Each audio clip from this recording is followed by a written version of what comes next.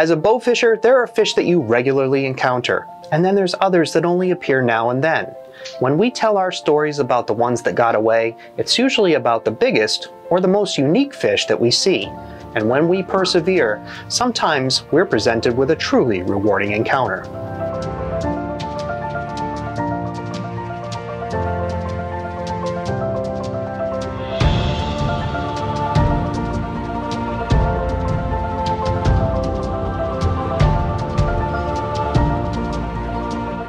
On June 5th, during the second leg of the Washington Bow Fishing Association's two-day state tournament on the awesome Columbia River in Washington State, Justin Priest and his bow fishing team, the Scale Stalkers, ventured forth in uncertain conditions. The weather was calling for wind and rain, which was enough to keep 7 of the original 17 boats from day one off the water, and Justin's boat was the smallest of the remaining fleet. His team included his wife Melody, his 14-year-old son Jacob, and his good friend Justin Olson, who had bowfished for years, but was now fishing in his very first tournament. The team took advantage of initially good weather and traveled a few miles away from the launch to fish some prime areas. But they could tell the weather was deteriorating, and for their own safety, they started heading back towards the launch. They knew that in order to succeed, they needed to find sheltered areas, so they focused their efforts on sloughs and backwaters off the main river. One particular area called the Burbank Sloughs was holding Justin's attention, even though his efforts to get in there the day before had been thwarted when he found a rock pile near the mouth with his propeller. Still, they say that every experience, good or bad, can be a learning experience, and now armed with this knowledge, Justin was able to maneuver his boat safely around the danger area and reach the fishable water. Their first pass through the slough presented a few shots, but nothing remarkable. And as they worked back out, it was apparent that the main river was now completely unfishable, and that even their efforts to get back to the launch were going to be tricky. So they decided to stay in the slough and make the most of the time they had remaining. Now, even though this was just their second bowfishing season, both Justin and Melody were eaten up with it. They had already upgraded from their original equipment, consisting of hunting bows and troublesome reel setups, to dedicated G-Rex bows and Muzzy tournament reels. They were also shooting quality arrows with a 3-barb TNT tip, which are known for their holding power on big fish.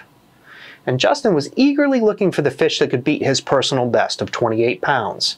And he was looking to join Melody in the 30-pound club because the year before she had arrowed a monster 37-pound common, which his buddies made sure to remind him of on a regular basis. As they turned their boat back into the slough and floated past the first reed bed, a fish headed for deeper water.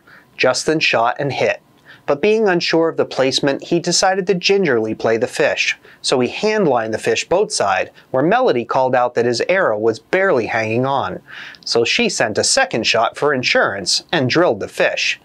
Their son and friend hopped off the deck and were ready to scoop up the fish. Justin Olson grabbed the arrows, and Jacob wrapped his fingers under the fish's gill plate and snatched the fish into the boat. They all stood in awe when they realized that the fish was not your average common carp, but actually a genetic variation called a mirror carp, which is a rare and revered occurrence in the bowfishing community.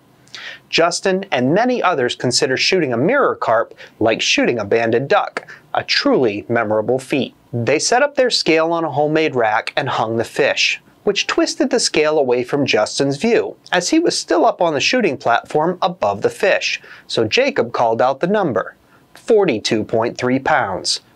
Justin had it in his mind that he was finally in the 30-pound club, so his mind raced around that notion, and he repeated back, 32.3 pounds? But his excitement hit a new level when they said no and repeated the bigger weight again.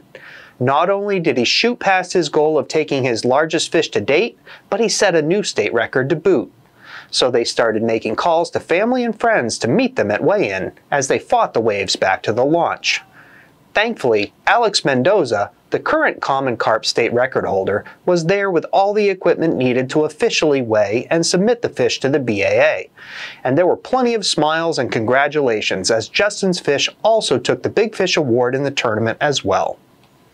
Later that evening, after confirming that Justin's fish was indeed a new record, Melody inquired about the current world record.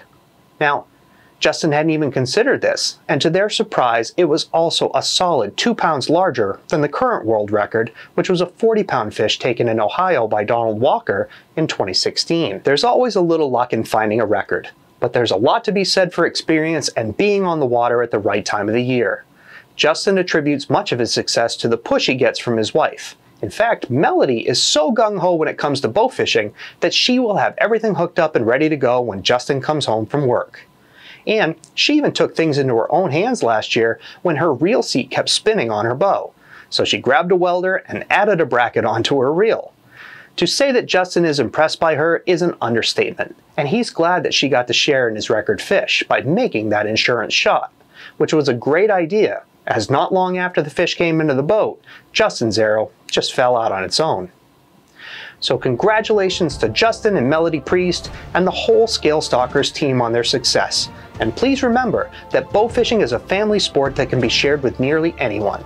If you have a chance and the means to get someone on the water, please do so, because you may find the best fishing partners you could ever hope for. Now, if you enjoyed this content, please like and subscribe to this channel. And if you're watching this on social media, hit the share button and give others a chance to learn about this great sport. And check out these videos for even more great info and stories from This Week in Bow Fishing.